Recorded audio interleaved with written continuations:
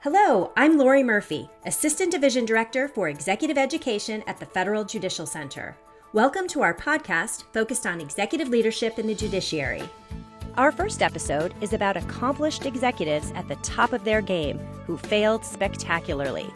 It might seem odd to launch our podcast talking about failure, but studying failure, as our guest discovered, is an excellent way to learn how to be successful. Our host for today's episode is my colleague, Michael Siegel, Senior Education Specialist at the FJC. Michael, take it away. Thanks, Lori. I'm excited to introduce Professor Sydney Finkelstein, author of Why Smart Executives Fail and What You Can Learn from Their Mistakes. Sydney currently serves as the Stephen Roth Professor of Management at the Tuck School of Business at Dartmouth University in Hanover, New Hampshire. He's conducted executive training programs all over the world. Thanks so much for joining us, Sydney. Thank you, Michael.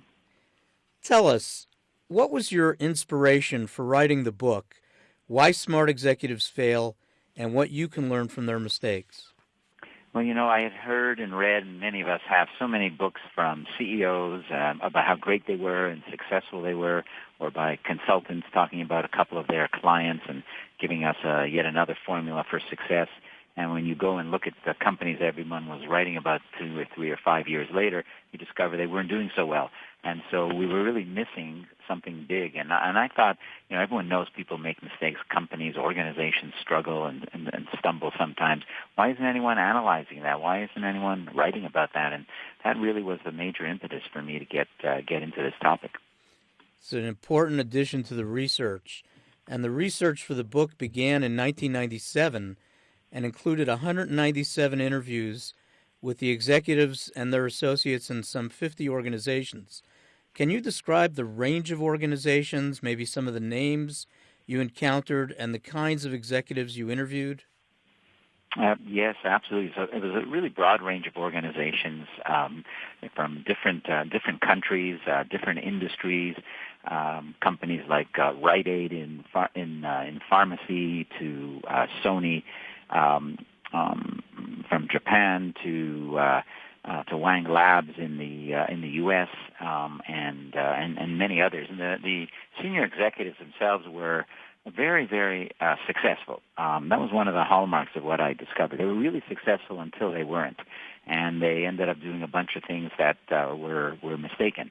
And sometimes people say, about senior executives, they never saw it coming, or it was a random event, and they had to deal with it, and didn't work out so well. But what I realized from talking to these senior executives and doing the research we did is how often it was the case, pretty much always, that they were culpable. They had done something they shouldn't, or they had not done something that they should have. Amazing. And what other common characteristics of these executives did you discover? Well, tremendous self-confidence, and I'm not against self-confidence. I think you need to be self-confident to be successful at pretty much anything. But I think they probably went a little too far in that direction. They were off the charts. Big egos, of course.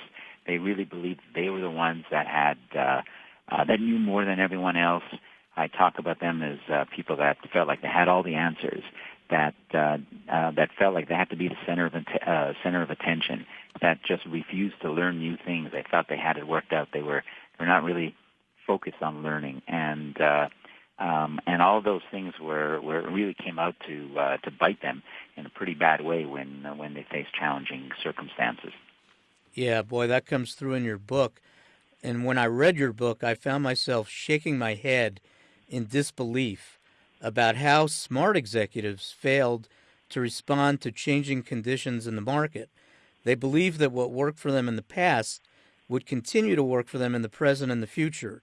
You offer examples, for instance, of executives from Barney's Clothing Store, Wang Laboratories, and Rubbermaid, to name just a few. Can you elaborate on one or more of these examples? Oh, sure. Well, take Rubbermaid. I mean, what a brand, what a product, what a company, making literally hundreds of rubber-based toys and products, and they were flying high. They were known as an innovative powerhouse, and throughout the 70s, 80s, and into the 90s even, they were doing great. In fact, in the early 90s, they were listed by Fortune magazine as America's most admired company. I mean, that's more admired than GE at that time, or IBM, or Microsoft. And what happened to them is that they thought that their model, their formula of being innovative and continuing to do what had always gotten them to the winner's circle, they thought that was the right answer without any limit. And what happened is the world changed. In particular, as you get into the mid to late 90s, the rise of the big box retailers, Kmart, but obviously Walmart, Carrefour in Europe. And these are giant companies, and Walmart would go to Rubbermaid and they said, we love your innovation. That's great. Keep it up, but your price is too high, and you're not able to deliver in a way that is consistent with our warehousing and logistics system, and you need to fix that. And Rubbermaid, they had just total turmoil because their formula, again, innovation. What they were discovering is that actually wasn't the pathway to success at moving forward because the world had changed, and they were unable to adapt, to adjust, and Rubbermaid quickly plummeted in the Fortune rankings, and in fact ended up being acquired by another company. It's now a division of a conglomerate of all things. Wow. Reminds me of Bill Gates' statement, what's the biggest threat to Microsoft? His answer was success. There's a lot to that, actually, Michael. Yes. One of the reasons executives fail, Sydney, in your book, is due to the wonderful concept you introduce of organizational rigidity. In your book, you state all organizations have an installed base of ideas that define the managerial mindset. And this installed base, I love that concept, is hard to overcome. You describe, for instance, how Motorola and other companies suffered from this malady. Can you explain this concept and how it stymies leaders? Yes, absolutely. Rigidity is when you think you have a system in place, a set of routines, and again, it often leads to had led to your success. Certainly, that was true at Motorola. But you start to kind of believe your own press reports. You start to believe that you've got it right, and the irony is, and this is a challenge for all organizations, to be really, really successful, especially as you get bigger, you have to develop strong processes, things that work almost automatically, and you have to be really well organized. But as you build those things into an organization, and they become deeper and more entrenched, they start to become not just kind of processes to help you smooth your way through the company, the organization to get things done. They start to become rigidities. They start to become hard facts and walls that you can't break through. And Motorola, as a good example, being very very successful, of course, for a very long time, but they pretty much lost the game to Nokia and Ericsson when those two companies brought in their own cell phones and brought in digital mobile phones. That Motorola, while they were really strong in innovation and knew how to make digital mobile phones, chose not to do so because of that mindset that said, 43 million analog customers can't be wrong. That's a real quote, by the way, from the person running the cell phone division at Motorola. And the irony about this also is that history repeats itself. We're talking about Motorola, but just fast forward to BlackBerry, Research in Motion. What happened to them? They were the hot product for a long time, and they were unable to adapt to iPhone and Samsung to some extent. So you kind of see a pattern happening over time where you have this success, and you start to build systems and structures to support that, and it creates this rigidity, this thing that makes it difficult to change and adapt. It locks you into where you are already. Wow, that's so interesting. And let me give you another organizational rigidity example from your book, which, again, I found really hard to believe. Apparently, the Boston Red Sox refused to appreciate the benefits of including African-American players on their team for many years. This rigidity, based on racial prejudice, led to the Sox rejecting players like Jackie Robinson and Willie Mays, the Say Hey Kid, and to the deterioration of the team's performance at that time. This really does seem hard to believe. How did this happen, and what can we learn from it? Yeah, there are a bunch of head-shaking examples in the research and in the book, and the one you're mentioning is a particularly unfortunate one because, of course, it was due to underlying racial bias.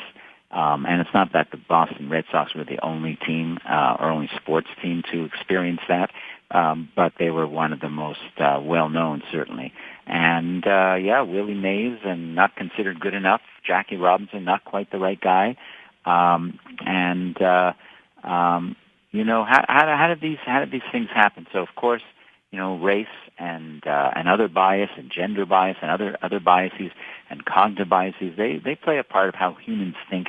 Some people think, and not everybody can break out of some of the things that they learned a long time ago, and maybe they know it's wrong. I hope they do, but they find it difficult to do.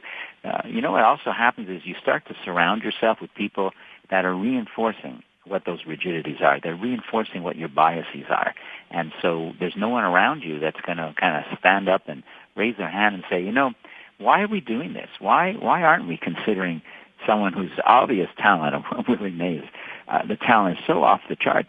Why are we so narrow-minded? And people are afraid to speak up. We were talking about Motorola a moment ago. It's a really good example.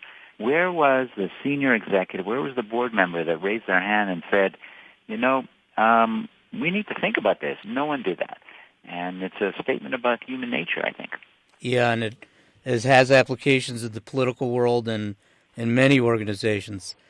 We're going to take a quick break. When we come back, we'll talk with Professor Sydney Finkelstein about the importance of strategy and how it can lead to success or failure in executive leadership. Have you visited the Executive Education page on fjc.dcn? The Executive Education page is a one-stop shop for all things related to executive leadership education. This is the place for chief judges and court executives to find the latest up-to-date leadership information from the Federal Judicial Center. On the Executive Education page, you can explore leadership competencies and behaviors, access current training programs and content, and learn about upcoming executive education programs. Now that we've piqued your interest, how do you get there? Go to the Education tab on fjc.dcn and click or tap on Executive Education. See you there. Welcome back. I'm Michael Siegel. I'm talking with Professor Sydney Finkelstein, author of Why Smart Executives Fail and What You Can Learn from Their Mistakes. Sydney, let's talk about executive strategy for a minute. Leadership gurus and scholars frequently discuss the importance of strategy, and yet you find that one of the causes of executive failure is what you call strategic misintent. What do you mean by this? Yeah, well, good strategy goes a long way. I think there's no question about that. But you can think you're right when you're really actually quite wrong, and that's what strategic misintent is really all about. It's this idea that says, we've analyzed the market, we understand what the customer needs, and we're going for it. But in fact, we've fooled ourselves. We haven't fully understood just how the situation may have changed, or how we've not understood what we're really great at. There's a lot of different forms that it takes, and the net result is that you start to follow down a path, and you realize, sometimes way too late, that you have a real struggle with that. And a really good example today are so many of the department stores and even the entire retail sector. Is it a secret that Amazon is out there? Not at all. Everybody knows about that. Of course, everyone knows. But where are the new strategic analyses? Where are the new ways to think about your strategy that puts you in a position to actually compete against a company that takes no prisoners, is unbelievably good in the digital and online formats, and is really riding a wave of a millennial generation that is much more comfortable buying things online than just showing up in a store. And if you keep following the same old store strategy, retail strategy, which many department stores have done for a long time, they're going to end up in big trouble, and I think we're seeing that today. Indeed. One of the surprising findings of your research is that vision can be detrimental to organizational success. This finding seems to contradict a good deal of conventional wisdom. In fact, we teach this at the Federal Judicial Center, suggesting the need for executives to have a strong vision. How can vision get in the way? I don't want to leave the impression that vision or mission is a bad thing. The problem is that you get leaders that craft a vision that, well, there's no other way to say it, but that it's wrong. In the book, I talk about some companies or some executives that crafted a vision where they were really good at fulfilling that vision, except it was the wrong one. You take a company like Saatchi & Saatchi, the giant advertising firm. They crafted a vision of being the biggest and the best in their world, and they had no constraints around that. And they ended up, this goes back into the 80s, in fact, they ended up making a bunch of deals that weren't just in advertising, where they had real strength, but in human resources, in consulting, they even tried to buy a big bank of all things. And so I use them as an example of brilliantly fulfilling the wrong vision. So it's not that vision is a bad idea, but let's be honest and let's be clear and let's kick the tires on this. And the other thing I would say about vision that became really clear in looking at companies like Motorola and a bunch of others is that sometimes vision could be too narrow. If your vision is to produce the world's best mobile phone, let's just say, you based on your ability to marshal a great quality and continuous improvement in technology, you better be right with that vision, because you're making a 100% bet that that's the right answer.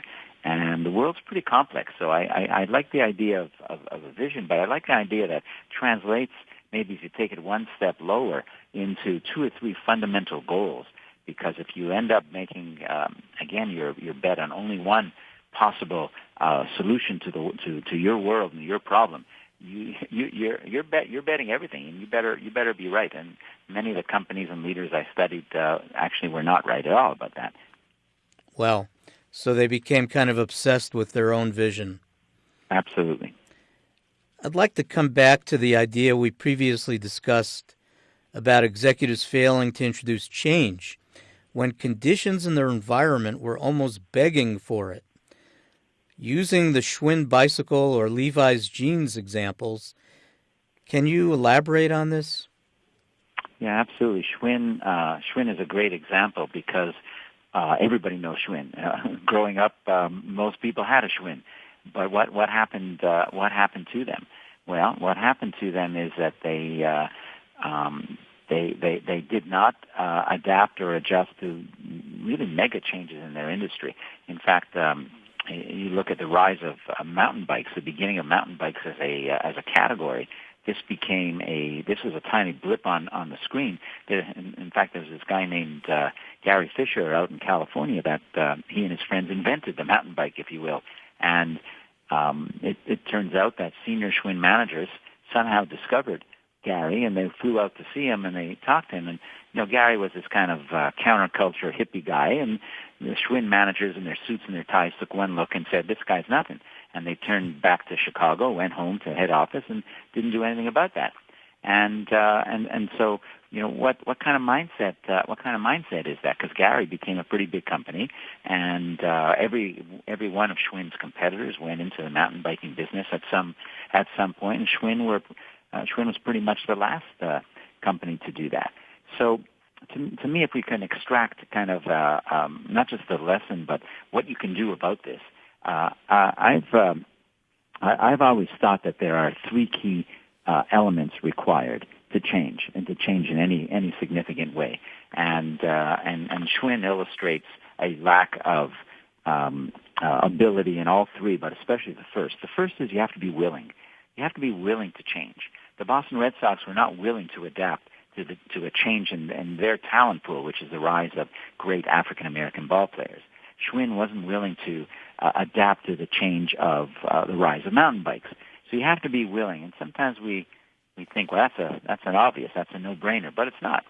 A lot of people are actually quite unwilling to change, and so that's absolutely the first thing you have to do. But then you have to know what you're going to change into. You have to have a better answer, a new strategy, a new technology, new innovation, a better plan. In the case of Schwinn, again, they did have that. They had the mountain biking option. They chose not to do that. And then finally, and anyone running any part of any organization, any manager listening to us knows this one very, very well. You have to be able to execute on it. Whatever your plan is, whatever your goal is, whatever your strategy is, you got to be really good at execution. So, change is hard. You got to be willing. You got to have a good idea, and you got to be able to execute on it. Schwinn's an example. I was about to say a great example, but I suppose given the result, because they did go bankrupt, it's a terrible example of failing at all three.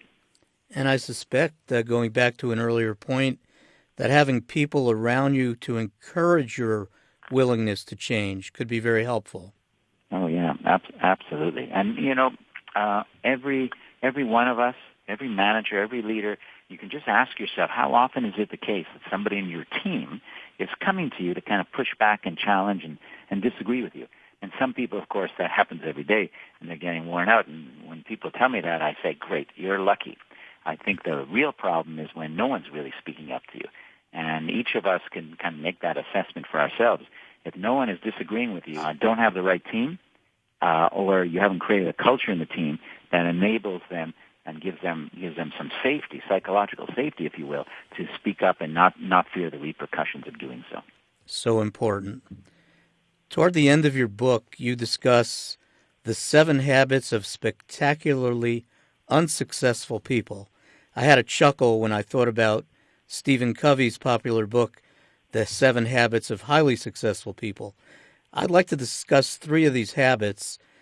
1, they think they have all the answers. 2, they ruthlessly eliminate anyone who isn't 100% behind them, which we just talked about. And 3, they underestimate the major obstacles to success. Would you choose any of these to elaborate on for a minute? Yeah, they are rather remarkable. How often I saw exactly the same things that you're describing, these 7 habits, if you will. Let's talk about the obstacles one. The fact that they underestimate obstacles and the importance of those obstacles, and as a result, think they can plow through everything. There's an interesting insight here about leadership in general. Things that are really good for you, things that help you become successful. If you continue to do them and you don't adapt and change and grow, then they can actually hurt you. It's almost like the ancient Greek tragedies. What was the theme? Those things that get you to the top, if left unchanged, will also lead to your eventual downfall.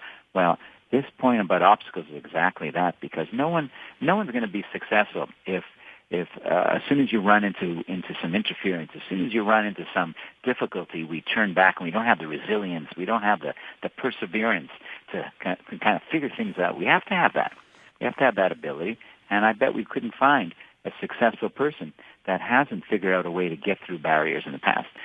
But at some point, it's the data are overwhelming, and you need to start to listen and recognize, what, perseverance and resilience are not the right answer now. Adaptation, agility, and change is the right answer.